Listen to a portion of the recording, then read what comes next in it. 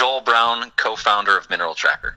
Thank you very much for joining us here today. Being big story, or the story that we're talking about, which is big in your guys' world and big in a lot of people who own minerals or are interested along those lines. You guys have a new service or a new subscription, something along those lines that I've been seeing all over the internet in press release form. So we thought we'd have you on the program here to find out a little bit more about it. Let's start off by, first of all, do you want to talk about the big news, or do you want to maybe give a 30-second elevator pitch, what you guys do quick? You know, I think maybe for those who maybe haven't heard about Mineral Tracker, Jason, we can just quickly talk about what it is that we do. We're really new. We launched the first original version of Mineral Tracker, the Mineral Tracker Pro subscription, in September of 2018. And for those who maybe aren't familiar with what it is that we do, Mineral Tracker is an online application designed as an analysis tool for a specific mineral owner's oil and gas assets. So it's incredibly easy to use, incredibly easy to go sign up. Mineral owners can just take a 1 month of check stubs, go straight to the website, and usually sign up in less than 10 minutes. And it provides an incredibly valuable analysis tool that puts things into perspective in a way that most people haven't seen it before. And so we launched in September of 2018, the Pro package starting at $99 per month. And what we realized was that there are a lot of people that can afford $99 per month. There are a lot of people that are recognizing a lot of value through the subscription that they have already. But we recognized that there was a really broad group of mineral owners in the state of North Dakota who were a little more apprehensive to go and sign up for a technology that was going to cost $99 a month. And so we wanted to create something that for mineral owners who maybe aren't making, you know, in the thousands of dollars per month on their royalties, maybe they're making hundreds, that they can still go and get the level of service and get the level of understanding that any other mineral owner could. And so in March, we launched the basic package, which is a free version of Mineral Tracker that has a good portion of the features that the Pro package does. So that's our big news. And that's got to be quite good news for people that have minerals, that sort of thing. I'm looking at your website right now, mineraltracker.com, which is a great website name because that's the name of your company. And yeah, easy to remember. Right, it was mineraltracker.com must have been taken, huh? Just kidding. Yeah, you know, those guys, yeah, they already took that one. Yeah, I dare to dream, huh? Okay, but no, I was looking at it, and I saw well mapping on there, and that stood out to me because is that something that is unique to your app? Is that something, because to me, I would think that as a mineral owner, you would want that. Yeah, absolutely, Jason. So this is one of our favorite features that we have in Mineral Tracker, because typically for mineral owners, maybe some of them live in the state, maybe some of them live outside the state. You know, for the folks that are living on the farm or ranch that their great-grandparents homesteaded, and now all of a sudden there are wells drilled out there, they're a little bit familiar with what's going on.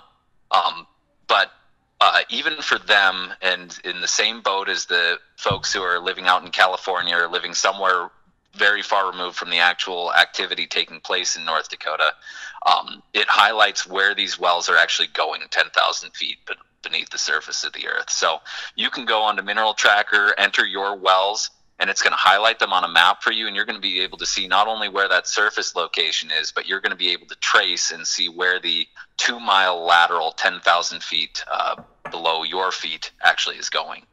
So we think it's incredibly valuable. Talk to me about how the monthly royalty payment estimates happen, and what kind of, how that looks in terms of if you're somebody with minerals. How does that get delivered, I guess, and what sort of presentation? Yeah, absolutely. So the monthly revenue estimates that we're coming up with, we think that it's really necessary, because what we've noticed about a lot of mineral owners is that they maybe don't necessarily think that something is going wrong, but they don't have any peace of mind knowing that things are actually going exactly right, that no mistakes are being made. The monthly revenue estimates is something that we think is really important, because what it does is it's pulling together information from multiple sources to be able to say, this is how much your check from operator A should have been for this month. And if you're able to go off that third-party estimate and see that it's really close to the check that you actually got, and the amounts are matching up, then we think that you can put a nice green check mark right by that month saying that it's that nothing happened that month. There's nothing to look into. If it's far off from what your actual check is, there may be something to look into, and maybe it requires a little bit more diligence to dive in and understand that everything is being done the right way, and that you're actually getting paid the right amount. And so we make this on the very front of Mineral Tracker. As soon as you log in, one of the very first things that you're going to see is an estimate of your previous month's revenue. And we can go all the way back to the beginning of the first well's production on your land. And for the Pro package, we actually give access to a reservoir engineering database that includes every single well in the state of North Dakota and the projected oil and gas for each one of those wells. So we've got about 15,000 wells projected right now, and we're able to provide through that an estimate for how much oil and how much gas is going to be made for each mineral owner's well up to 10 years into the future. So that is something that is incredibly unique to Mineral Tracker and not available through any other source, most definitely. That's rather interesting. I could see where that could actually be beneficial for banks to look at. Yeah, absolutely. So in addition to working with individual mineral owners, we found that a lot of banks, a lot of financial institutions, trust departments, they see this as incredibly valuable because they're obviously very interested in gauging what forward-looking revenue actually looks like. And for oil and gas wells, there's really no better way to estimate what that's going to be than looking at forward-looking decline curves that we're able to put together because of our reservoir engineering backgrounds. These wells decline over time. They don't stay the same. They don't produce the same amount of oil yesterday as they do today. And so it's important to be able to estimate what that decline is going to look like going into the future. And so that's something that's incredibly unique to us.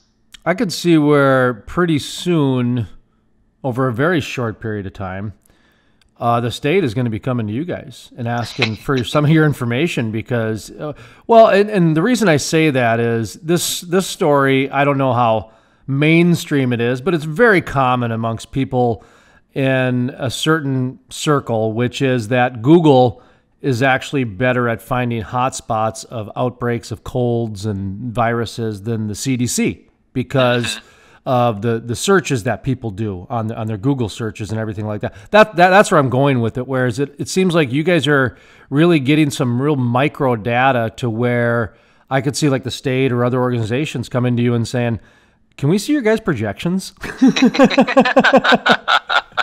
Yeah, well, definitely. If they want to open up that dialogue, we'd be happy to have it. We think that what we've built is not just valuable to individual mineral owners, although we think it is incredibly valuable to individuals.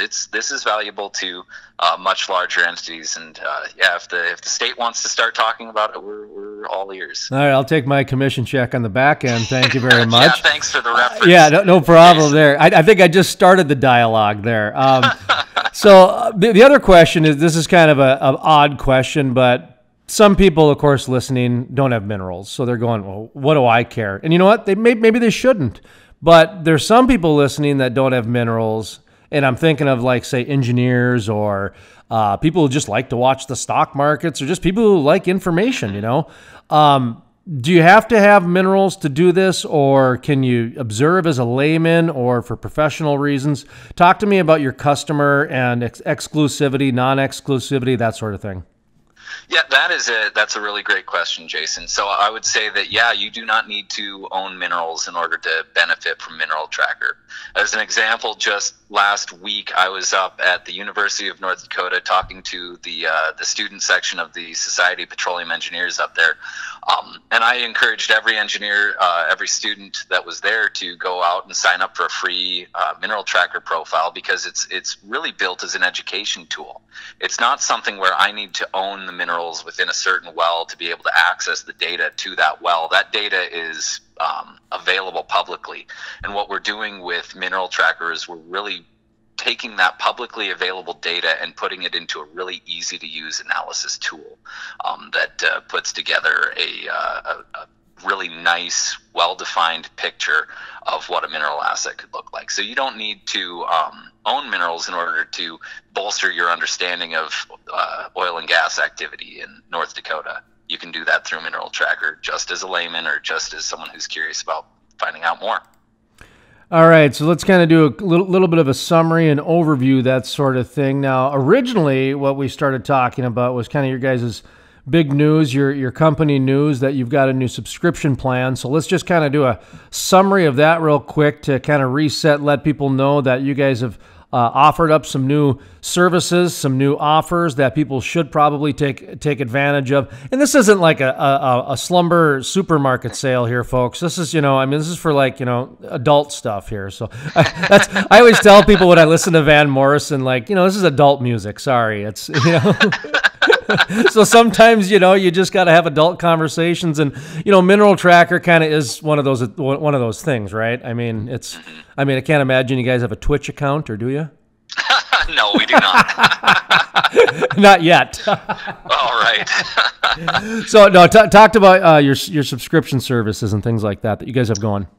Yeah, definitely. So I would just, to back up, I think that ultimately the idea that we originally came to, the problem that we saw was that mineral owners in the state of North Dakota had a lot of very important questions. They had a lot of needs, and no one was out there finding a way to help them.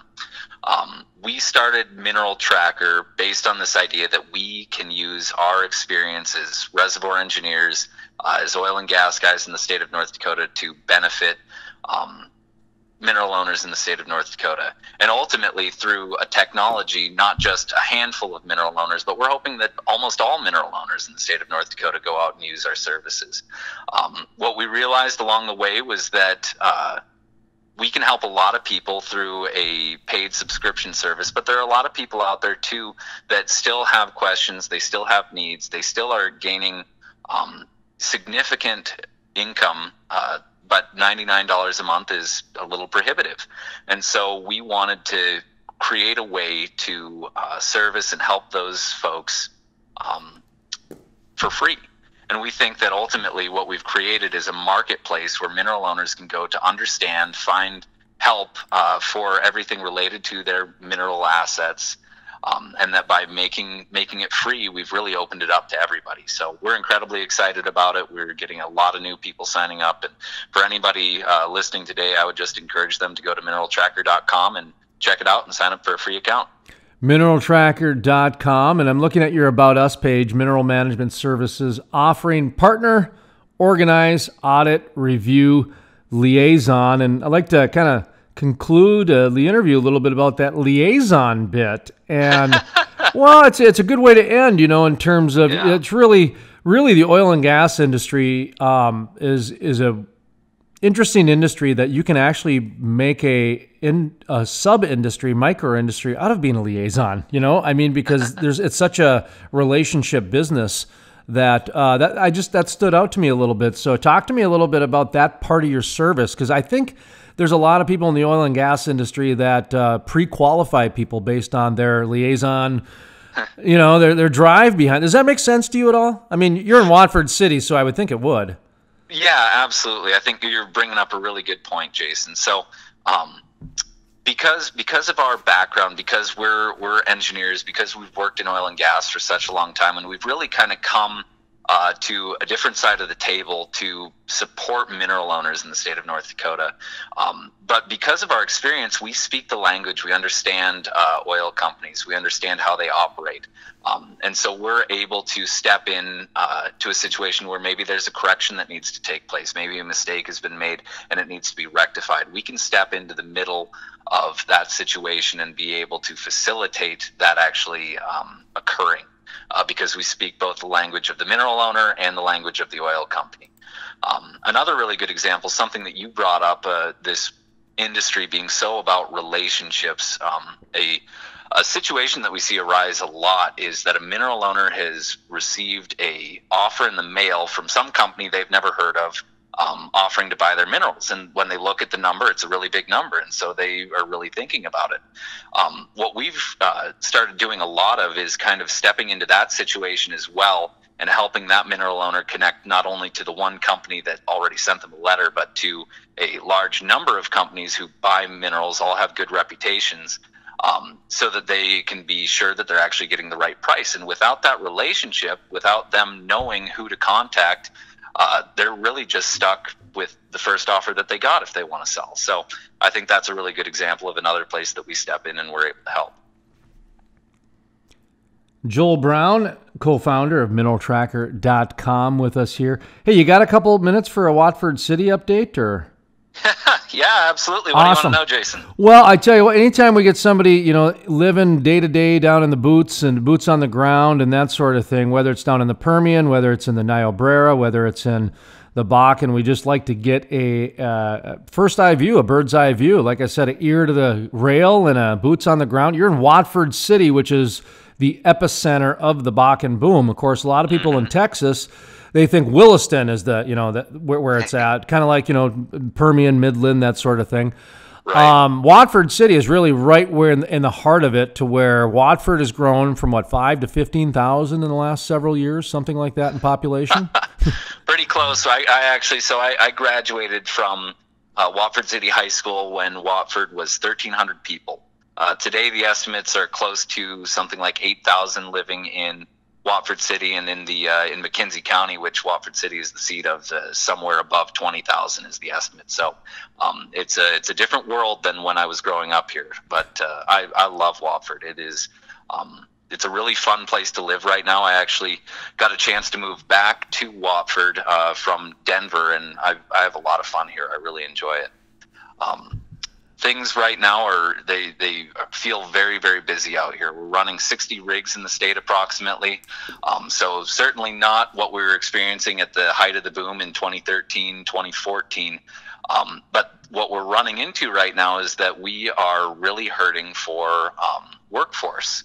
We do not have the people right now to staff as much work as we want to accomplish here in the oil and gas industry.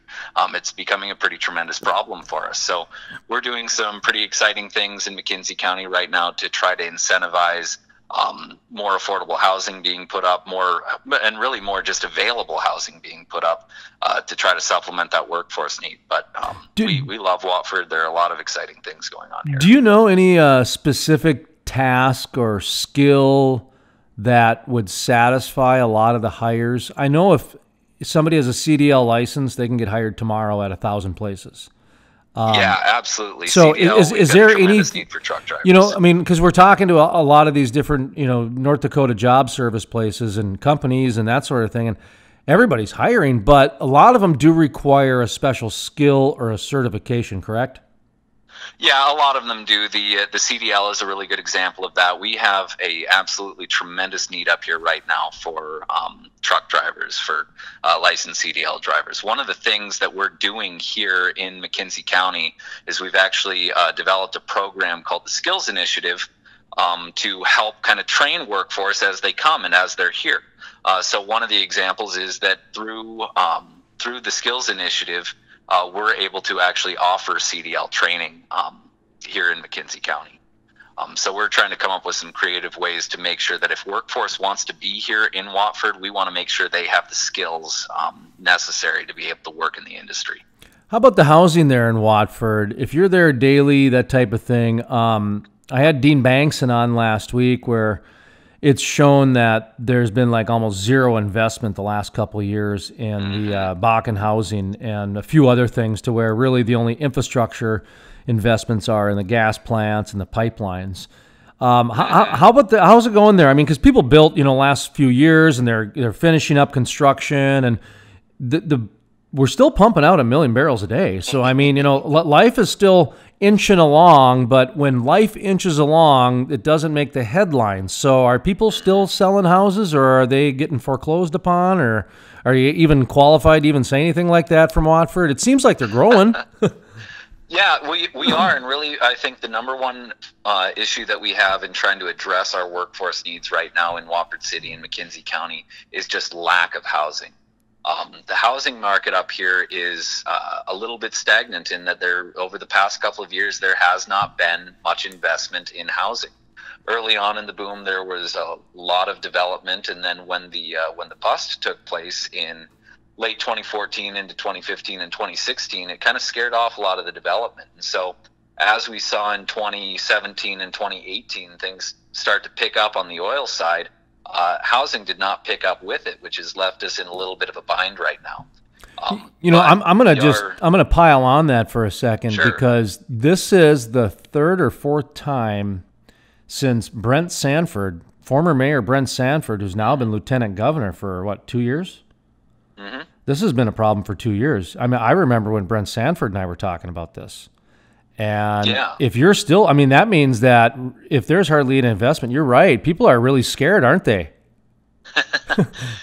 It's that, and there are a lot of challenges. I was talking to a developer just last week who said that when they bring up, subcontractors, when they bring up construction guys from outside of the state, and they are, and they're seeing these oil and gas guys working for jobs where they're making significantly more money, it's really hard to keep construction crews. That's still going on, huh? I remember back in because we've got that workforce issue. We need lots of people working up here right now. There was a problem when the Bakken boom first, back in 2012, 13, 14, when it was at its height. There was a electric company on the east side of North Dakota / Minnesota that they had to stop sending their crews out to western North Dakota because electricians, pipe fitters, and plumbers are like demigods out there. I mean, they're just, they're so rare. They're like a albino white elk sighting. It's hard to come by. And so these guys would go out to eat at night, right? And they'd go into the restaurant bar and they'd sit and watch the football, baseball, basketball game and have a suds and a pizza, and pretty soon they'd have a job offer doubling their salary, and they wouldn't come back to the east side of the state. And so this company just got left in the lurch, and guess what? They had to rehire them because there's such a shortage of pipe fitters, welders, and electricians in the state that it's weird to hear that that's still kind of a problem, but on the development contract side, you know what I mean? Yeah, definitely. Yeah. What we've got here is really a big, it's a chicken and egg situation. We have this tremendous workforce need up here that is driving really high salaries. It's a very competitive environment here for gaining workforce for your company. But part of that is because we don't have enough housing here to encourage people to move here. And so we need more housing, and we need to address the workforce needs. And once we do that, then maybe we can actually get some contractors to keep building houses out here.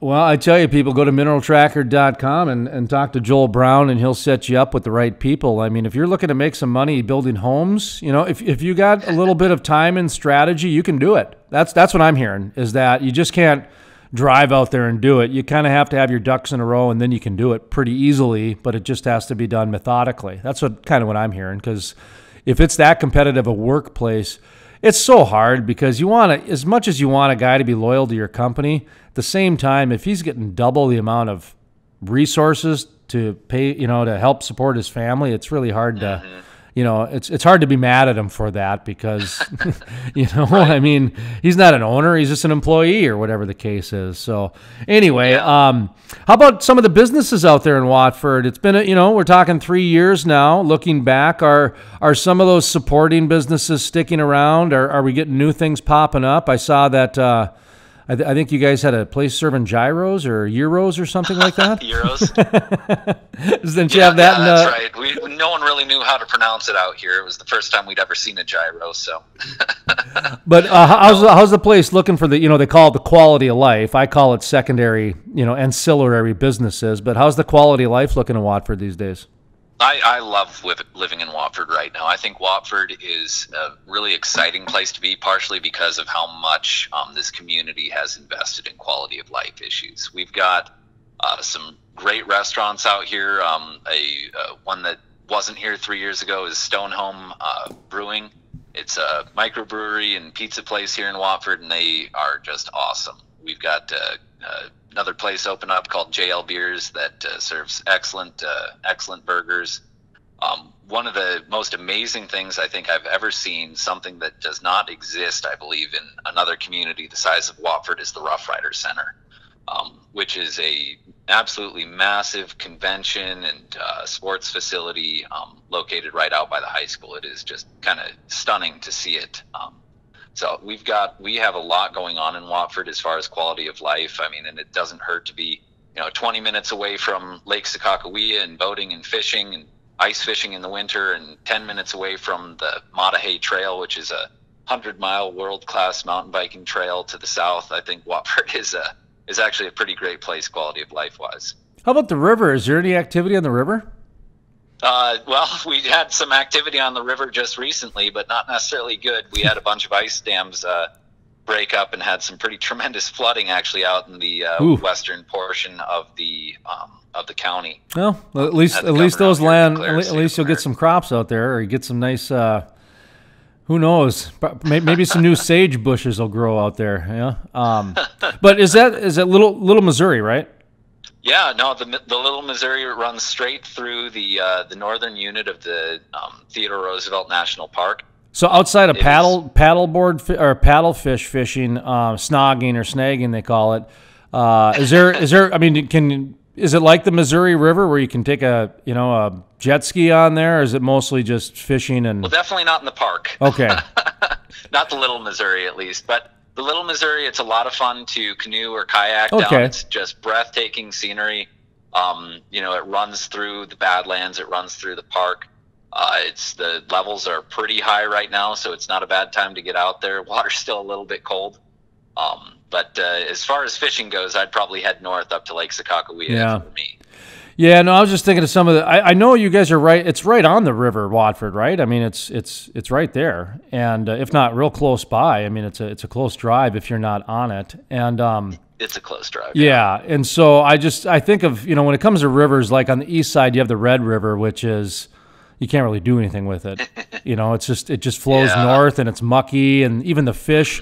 It's like the second cleanest river in the United States, and no one will eat the fish out of there because they lack pigment. Because they can't get any sunlight, so you pull a northern out and it's like pale green looking for a northern, so everybody's like gross and they throw it back, and then there's undertows and cars and shards of glass and dead bodies, so nobody really wants to. You can't swim in it. So and in Missouri River in Bismarck, on the other hand, it's like a lake. I mean, you can treat it just like a regular lake, and they got sandbars and all kinds of different things. So I just wasn't familiar with the Watford City Little Missouri recreational area type thing. But even painting the picture of getting on a canoe and canoeing through the Badlands, what a great way to spend a Saturday afternoon. Now that's the quality of life stuff that they've been trying to really highlight out there in the Bakken oil fields. Yeah, definitely. I look at where Watford is situated, actually. I mean, we're 20 minutes away from Lake Sakakawea, which is, at Garrison Dam, they dammed up the Missouri River and created Lake Sakakawea. So there's some really tremendous fishing. There's tremendous boating out in Lake Sakakawea, only 20 minutes away from Watford. To the south, we've got the Theodore Roosevelt National Park that's about 10 to 15 minutes to the south. And there you've got the Little Missouri, which is great for canoeing. You've got the Matahay Trail, which is tremendous for bike riding and for horseback riding and hiking. As far as being able to do outdoorsy things, I don't think there's a better place in the state than Watford, honestly. No, and honestly, that's the truth. I mean, I lived in Dickinson for a year and spent some time in Williston, and I was the voice of the Killdeer Cowboys for 1 year in football, actually. Yeah, I know. That was my first. Which year was that one? Oh, 2012 or 13. I forget which year it was, but a little after my time. Yeah, it was. I would just make up nicknames for the guys. I mean, I was kind of, I was an outsider from, the other side of the state brought in, and I was the voice of the Blue Hawks for 1 year and the Killdeer Cowboys for the local radio station. Because, well, and you know this, in those small communities, if you are 10% qualified, you're the guy. You're the guy. Whether otherwise you're not part of the community. You know what I mean? And so I was part of the community. We do the tailgating, and I do the good voice stuff, work, and everything else. And I'm, this year I'm emceeing the Bakken barbecue. I think it's my 5th year doing that. So I still am part of the community. I stay a part of it. And I gumbo judge and all kinds of different things, because as long as they'll have me, I'll do it type thing. And anyway, but you sound like you're about ready for a Chamber of Commerce job or running for office, man. You're pretty polished when it comes to answering some of those local Watford City questions. Boy, you know it like the back of your hand. Oh man, well, it's funny that you bring them up because it feels like that's my other job. I serve on the Job Development Authority for McKenzie County. That makes total sense then. Okay. That makes sense because you had talking points, bullet points, however you want to call it down. Pretty well, You're just wondering why in the world this random tech startup guy knows all this stuff. Well, I was gonna say I was just looking for this quick boots on the ground thing, and I felt like I was interviewing the chamber president because he knew everything. I'm like, okay, this is good stuff. But then you wonder that Watford's so small that you don't need a newspaper because you got a cafe. So you just go get. It's a little bigger than that now. I can go to the cafe and not recognize everyone now. So. Oh geez! Oh no, 2 cafes. Because not everybody goes to the bar, But anyway, so well, let's kind of just quick do a quick summary of mineraltracker.com now that we kind of got an update of the boots on the ground, because the interview purpose is for the new subscription, which there's a free platform and then also a paid platform. Did I follow that right? And do I have my notes right? Yep, that's correct. Okay. So the free platform is referred to as the basic plan, and the paid platform is the pro plan. So either way, you can go to mineraltracker.com, and it'll just be an option on the sign-up process to either go with the basic or the pro version.